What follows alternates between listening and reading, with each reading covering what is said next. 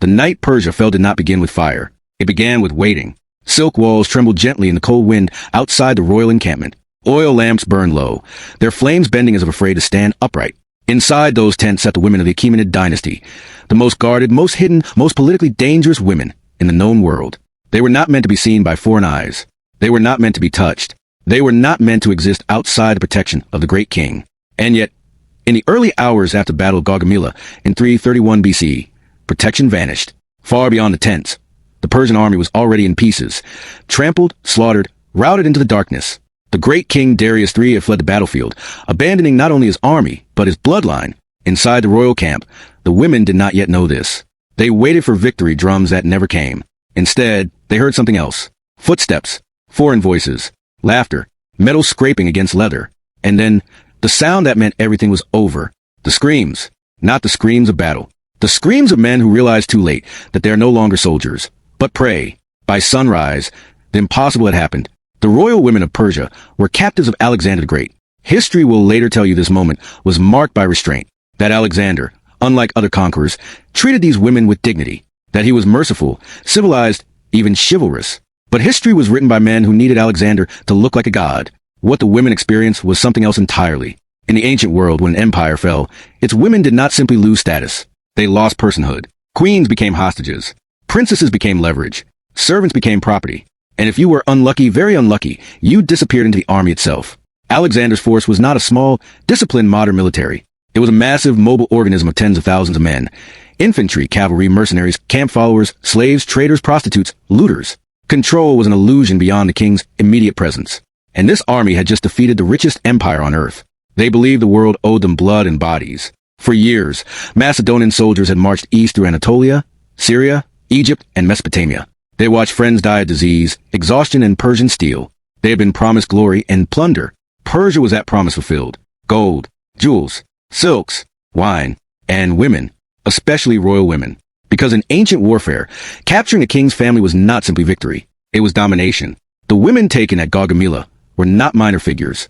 They were the living symbols of Persian legitimacy. At their center was Sisygambis, mother of Darius III, a woman raised in a court where kings were treated as semi-divine, where protocol governed every movement, every breath. She had never spoken to a foreign man without permission. She had never seen an enemy face to face. Now she was surrounded by them. Alongside her were Darius's wife, his daughters, and a retinue of noble women and servants, generations of royal blood, captured without a sword drawn in their defense. Ancient sources describe the moment Alexander entered their tent. They say Sisygambis fell to the ground in terror, mistaking Alexander's companion for the king himself.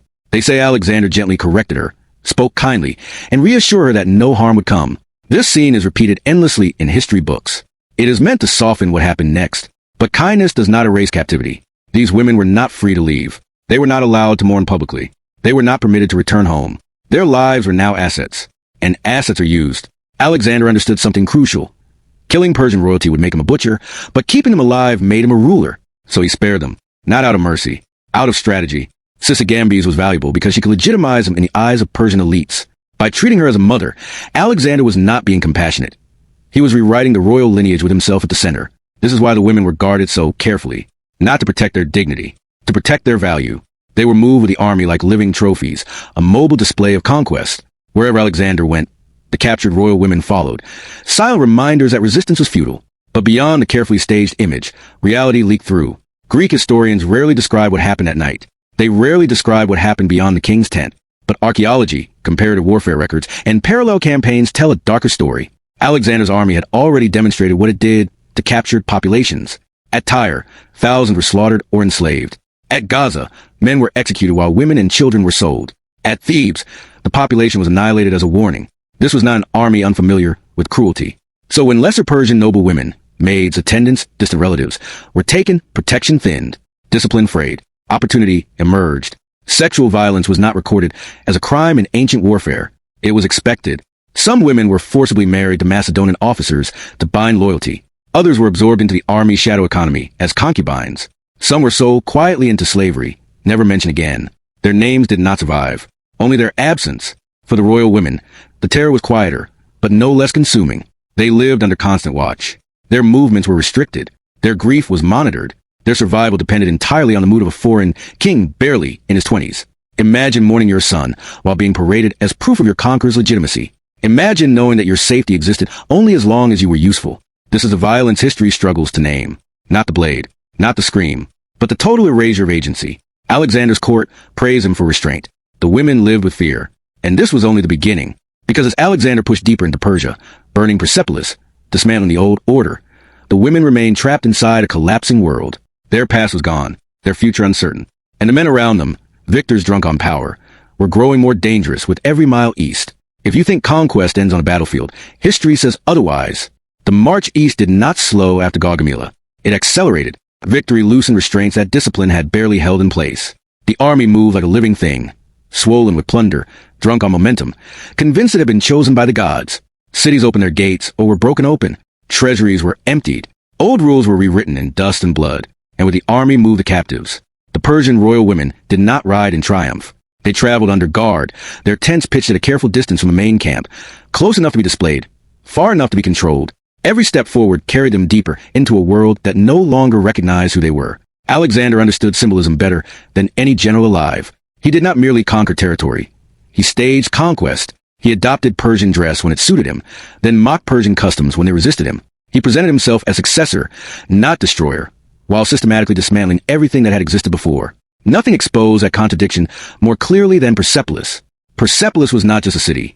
It was ceremony turned to stone, terraces carved for kings, halls raised for ritual, columns built to outlast memory. For 2 centuries, Persian rulers had received tribute there, seated above the world as living embodiments of order. Alexander entered it not as a visitor, but as an executioner. The palace treasuries were looted with clinical efficiency.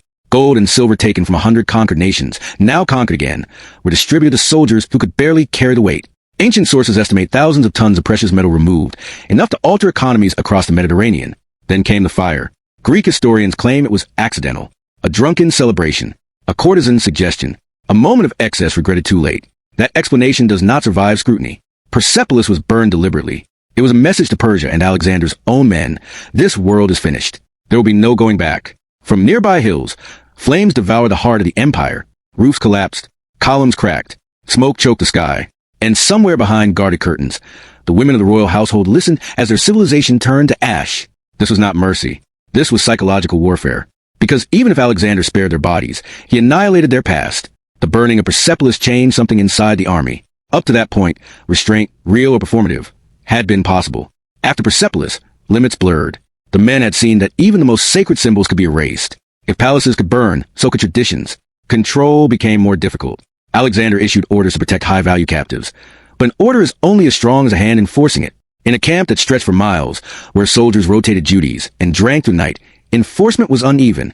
The royal women remained guarded. Others did not. Attendants, noble women, and servants were absorbed into the machinery of conquest. Some were signed to officers. Some were traded. Some simply vanished. Ancient sources do not linger on them, because ancient history rarely lingers on women without power. Protection, when it existed, was conditional. Conditional on obedience. Conditional on silence. Conditional on usefulness. And usefulness changed quickly. Alexander's behavior toward the Persian women is often described as exceptional. He did not rape them. He did not parade them naked. He did not slaughter them in revenge. The bar was subterranean. By ancient standards, he was restrained. By human standards, restraint inside captivity still corrodes the soul. The women were expected to adapt, to observe Macedonian customs, to exist within a foreign hierarchy that stripped them of ritual, language, and autonomy. Their mourning was private. Their anger was dangerous. They were hostages whose presence kept Persian nobles in line. They were living guarantees against rebellion. And Alexander never let them forget it. As the campaign continued eastward, paranoia grew. Alexander had survived assassination plots before. He trusted fewer people. With each victory, Macedonian veterans resented his adoption of Persian customs. Persian elites resented his rule altogether. Caught in between were the women. If Persia rose again, they would be blamed. If Macedonians rebelled, they would be used. They were leverage in a world built on leverage. At court, Alexander began experimenting with fusion, forcing Macedonians to bow in Persian fashion, marrying officers to Asian women, blending cultures by decree. These policies created tension, not harmony. And tension always finds release, sometimes violently. One of the most revealing moments came not in public, but in grief. When news reached the camp that Darius III had been betrayed and murdered by his own men, the reaction was carefully staged. Alexander wept publicly, claimed outrage, and executed Darius's killers. He wrapped the body in royal robes and sent for burial with honors. History remembers this as magnanimity. But consider the women. For Sisygambis, this was confirmation that her son was truly gone, not defeated, not deposed, but murdered and discarded by the very system meant to protect him. Alexander's tears did nothing to change her reality. She was now the mother of a dead king in a world ruled by his enemy, and she was expected to be grateful. The longer the army marched, the more fragile the illusion of protection became. Men rotated in and out of service. New mercenaries joined. Discipline weakened. Alcohol flowed freely. The boundaries around the women were tested again and again. Ancient sources mention honor often. They rarely describe fear. But fear saturates captivity. Fear of being reassigned. Fear of a guard being replaced. Fear of a king's mood changing. Fear of night. The women learned to survive by becoming invisible. Alexander's legend grew with each victory. His humanity diminished. He demanded worship. He punished dissent harshly. He killed friends. He crossed deserts littered with bones. He no longer behaved like a man constrained by consequences. In such a world, protection is never permanent. It is borrowed time. When the army reached Babylon years later, the royal women were still there, still captives, still symbols, still reminders of a world that no longer existed. They had outlived their empire. That did not mean they had escaped it, because conquest does not end when the fighting stops. It lingers, in memory, in trauma, in silence. And the silence of these women tells us more about Alexander's empire than any triumphal inscription ever could. The longer Alexander lived, the more dangerous survival became for everyone around him. Victory had not softened him, it had sharpened him. By the time the army reached the eastern reaches of the former Persian Empire, the man who once spoke of restraint now ruled through fear, spectacle, and absolute control. He drank heavily. He punished publicly. He demanded loyalty not just to his crown, but to his myth. And myths are unforgiving. Inside the camp, the Persian royal women watched the transformation closely. They had learned to read danger not in shouted threats, but in small changes. New guards posted too close. Old attendants removed without explanation. Familiar faces gone by morning. Power was no longer stable. It was volatile. Alexander began to see betrayal everywhere. Macedonian officers whispered that he had gone native. Persian elites whispered that he was imposter. Each group believed the other was closer to him than they were. The women existed at the center of that tension. They were Persian enough to provoke Macedonian resentment. They were protected enough to provoke jealousy. They were silent enough to provoke suspicion. And in a paranoid court, suspicion kills. The ancient sources describe Alexander's increasing cruelty as necessary. They say he was enforcing discipline, preserving unity, securing an empire too vast to hold together by mercy alone. But cruelty has patterns, and one of its most reliable targets is the powerless who cannot retaliate. Alexander executed generals on suspicion alone. He humiliated nobles publicly. He ordered mass punishments to make examples. And though the royal women were not executed, they were never beyond reach of consequence. They were reminded constantly that their lives depended on his favor. A favor that could vanish overnight. The women had no armies, no allies, no homeland left to flee to. Persia as they knew it no longer existed. Its cities were ruled by Macedonian governors. Its treasuries emptied. Its rituals mocked or repurposed. Its kings dead or forgotten. The women were living relics of a defeated order, kept not out of respect, but because destroying them outright would damage Alexander's image. So instead, they were preserved. Preservation is not kindness. It is control. Accounts from later periods hint at the psychological toll. Sisygambis, once a queen mother revered by millions, lived under constant supervision. Her servants were monitored. Her communications limited. Her rituals reduced to private gestures performed in silence. Her grief was allowed only insofar as it served Alexander's narrative of magnanimity. Public sorrow was staged. Private despair was invisible. And invisibility became survival. As years passed, the women's identities eroded. They were no longer Persian queens in any meaningful sense. They were no longer political actors. They were not free to remarry by choice, to return home, to withdraw from public life. They existed in a suspended state, neither honored nor destroyed. This limbo was deliberate. It neutralized them. Meanwhile, the army grew more fractured. Macedonian veterans resented Alexander's Persian policies. They saw the royal women as symbols of everything they hated about the East: luxury, softness, foreign influence. Some believed these women were corrupting the king. Others believed they were cursed remnants of a fallen empire. Either belief was dangerous, because when armies turn on symbols, symbols suffer.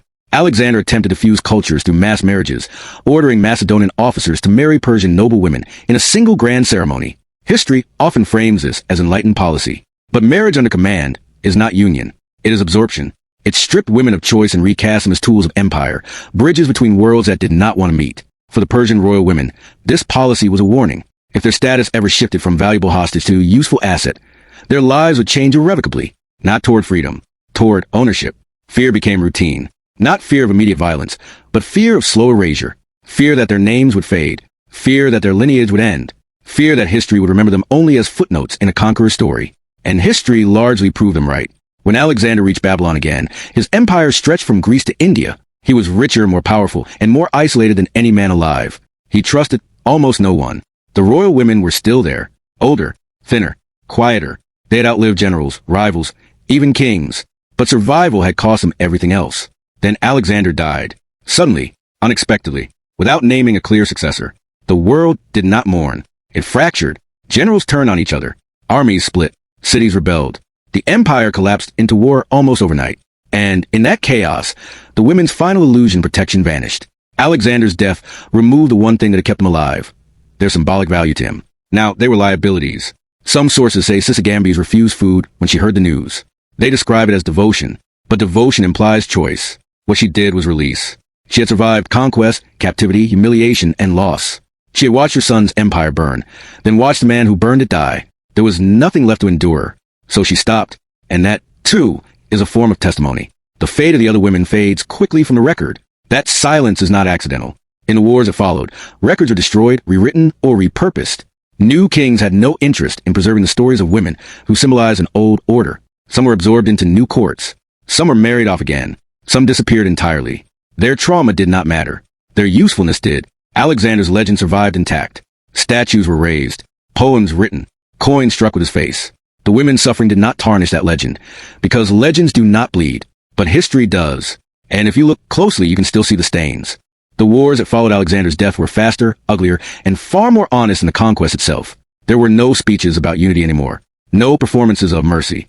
No pretense of civilization. The generals who had once bowed before Alexander now raised armies against one another, tearing his empire apart with the same efficiency they had once used to build it. This period would later be called the Wars of the Diadochi. To the Persian royal women who were still alive, it felt like the final proof that nothing they had endured had meaning. The man who claimed to be the rightful heir of kings was gone. His promises died with him. And with his death, the fragile logic that had protected them collapsed completely. Power no longer needed symbols. It needed soldiers. In the immediate aftermath, confusion reigned. Orders contradicted each other. Guards deserted posts. Loyalties shifted by the hour. In such chaos, captives are not protected. They are forgotten. Some of the royal women were transferred between camps like objects whose original purpose no longer mattered. Others were claimed by new masters eager to assert dominance over Alexander's legacy. A few were likely killed quietly, not out of hatred but out of convenience. History does not record their ends in detail. That silence is a final cruelty, because what is not written is often what was not valued. Sisygambis' death is remembered only because she was once powerful enough to matter to conquerors. She starved herself after Alexander's death. Ancient writers frame it as noble despair. A loyal mother who could not live without the man who honored her. That interpretation is comfortable. It allows history to avoid asking harder questions. What if her death was not loyalty, but refusal? Refusal to be traded again. Refusal to be rebranded by another conqueror. Refusal to survive yet another collapse. Starvation was one of the only forms of control left to her. In a world where everything else had been taken, she chose the one ending no man could command. The rest of the women did not receive that dignity in the historical record. They vanish. Their stories dissolve into phrases like taken into households, or married into alliances, or removed from the narrative. Those phrases are lies of omission. They conceal fear, coercion, and lost beneath neutral language. Marriage without consent is not alliance. Household transfer is not protection. Removal from records is not peace. It is erasure. Alexander's legend hardened as the truth softened. Later historians emphasize his restraint, his philosophy, his vision of unity. They praise him for sparing women where other conquerors slaughtered them. But restraint that still leaves people captive is not virtue. It is calculation. Alexander did not free the Persian royal women because freeing them served no purpose. He kept them alive because they were useful. And when usefulness ended, history stopped watching. This is how empire works. Not with constant brutality, but with selective attention. The Persian Empire did not simply fall. It was dismantled piece by piece, and its women were among the first pieces removed from the board. They carried no swords. They commanded no armies. But they represented continuity, and continuity is dangerous to conquerors. So they were neutralized, quietly, politely, permanently. Centuries later, Alexander would be remembered as great, his campaigns studied, his tactics admired, his ambitions celebrated. Children would be taught his name before they learned the names of the women whose lives were shattered in his wake. This is not an accident of history. It is a choice. Because history prefers heroes to victims, and victims who cannot speak are the easiest to forget. What Alexander's army did to Persia's royal women was not always visible. It was not always recorded. It was not always done with open violence. That makes it harder to confront. But terror does not require bloodshed to exist. It only requires power without accountability. These women lived under that power for years. They woke every day knowing their lives were conditional. They slept every night, knowing conditions can change. They age inside captivity, while the world moved on without them. That is terror stretched over time. And it leaves deeper scars than any blade. When we strip away the marble statues and heroic language, a simpler truth remains. Alexander conquered Persia. His army dismantled its structures. And its women paid the price in silence. Not because they were weak, but because history was never written for them. If conquest teaches us anything, it is this. Empires do not only fall in flames. They fall in tents, behind curtains, in lives rewritten by force and never restored. And the cost of greatness is almost always paid by those whose names we are never taught to say. If you want more stories history tried to polish into legend, subscribe. Because behind every great conqueror, there is a shadow full of people who survived him. And survival is not the same as justice.